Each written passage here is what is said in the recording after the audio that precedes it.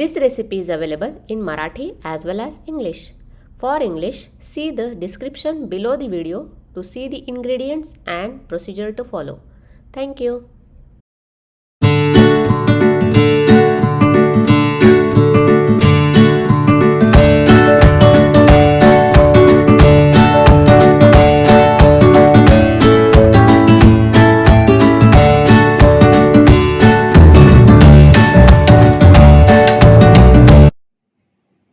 नमस्कार, मी रेखाच किचनमध्ये आपणा सर्वांचं खूप खूप मनापासून स्वागत.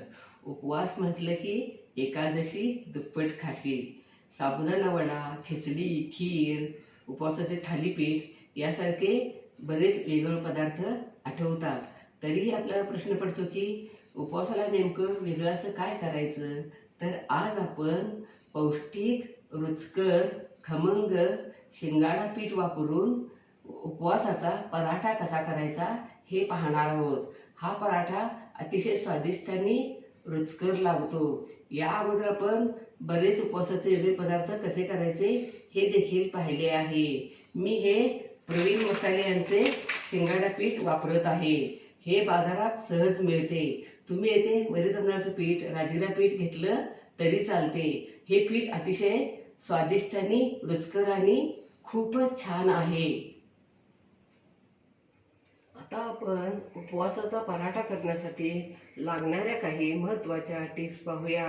प्रथम साबुदाणे भाजून त्याचे मिक्सरवर बारीक पीठ करून घ्यायचे.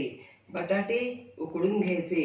साबुदाणा पीठ चाळणीने चाळून घ्यायचे. वरी तांदूळ पीठ, शिंगाडा पीठ, राजगिरा पीठ यापैकी कोणतेही एक पीठ घेतले तरी चालते.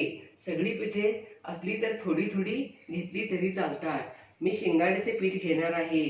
ते बाजारात सहज मिळते. नंतर उकडलेले बटाटे किसून किंवा स्मॅश करून घ्यायचे. नंतर बटाट्यामध्ये सर्व पिठे घालून मसाले, मीठ, कोथिंबीर घालायची. बटाट्याच्या गुठळ्या होऊ द्यायच्या नाहीत. अगदी मऊ करून घ्यायचा. दही थोडे घालायचे.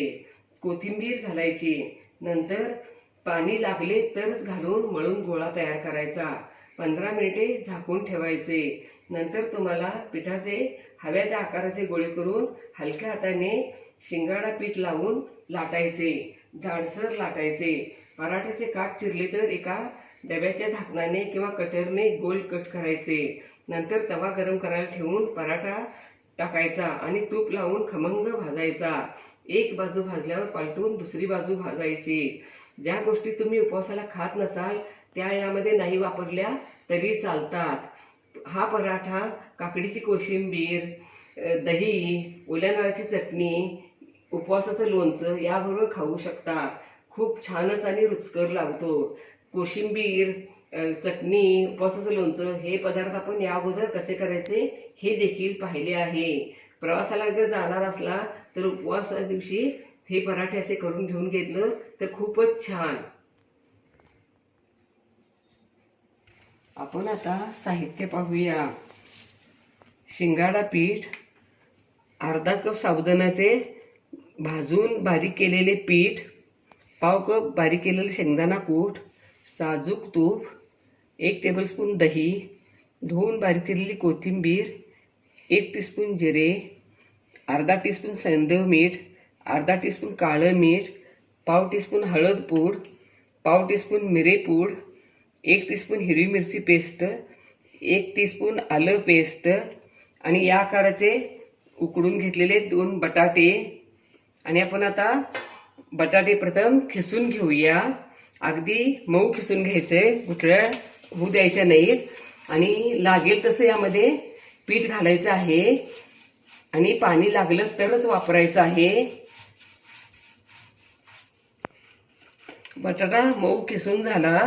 आता यामध्ये आपण सगळं इतर साहित्य मसाले वगैरे घालूया. शेंगदाणा कूट, जिरे,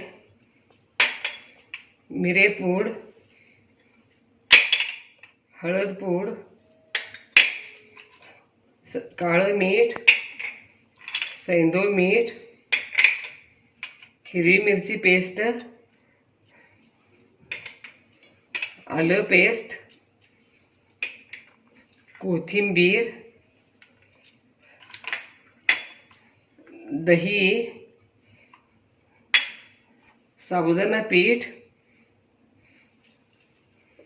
आणि यामध्ये आपण आता लागेल तसं शिंगाडा पीठ वापरायचं आहे. पाणी लागलं तरच वापरायचं आहे. आणि हे आता मळून आपण पराठ्याला जसा गोळा करतो तसं त्या पद्धतीनं हा गोळा तयार करून 15 मिनिटे झाकून ठेवूया. 15 मिनिटे झाली. मग पीठ किती छान भिजलं आहे. आपण आता तवा गरम करायला ठेवूया. गॅसची फ्लेम मीडियम ठेवूया आणि यातला एक गोळा घेऊया.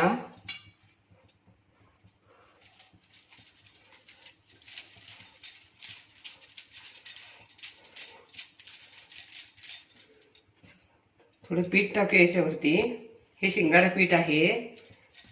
आणि आता आपण आता पराठा लाटूया.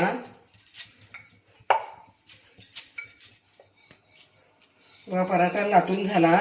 असा जाडसरच ठेवायचा आहे. आणि आता आपण हे थोडेसे काट असे चिरलेले आहेत. नाही असं कट केलं तरी चालते, पण असं कट केले तर आपल्याला सगळे पराठे एकाच आकाराचे होतात आणि छान पण दिसतात. असे चिरलेले काट काढूया. तवा गरम झाला आहे का बघूया. तवा गरम झाला आहे. आता आपण यामध्ये पराठा घालूया आणि दोन्ही बाजू खमंग भाजूया. एक बाजू भाजल्यावर पराठा उलटूया. याला आपण तूप लावून भाजायचे आहे. एक बाजू भाजली. आपण आता पराठा पलटूया आणि दुसरी बाजू पण भाजूया. याला असं कडेनं असं तूप सोडायचं आणि खमंग मीडियम गॅसची फ्लेम ठेवून भाजायचं. पराठ्याच्या दोन्ही बाजू भाजून झाल्या. आपण आता पराठा काढूया. या पद्धतीनेच आपण सगळे पराठे करून घेऊया. आणि आता हा मस्तपैकी पौष्टिक रुचकर खमंग उपवासाचा पराठा तयार. वाह, क्या बात है, लाजवाब. अशा पद्धतीने उपवासाचा पराठा तुम्ही जरूर करून बघा. तुम्हाला नक्कीच आवडेल. लाईक आणि सबस्क्राईब करा. कमेंट बॉक्समध्ये कमेंट टाका. पुन्हा असेच भेटत राहू नवीन नवीन वेगवेगळ्या आणि छान छान रेसिपी घेऊन महत्त्वाच्या टिप्ससह. धन्यवाद. मस्त खा आणि स्वस्थ राहा आणि आपले आरोग्य उत्तम ठेवा. Don't forget to like, share, comment and subscribe.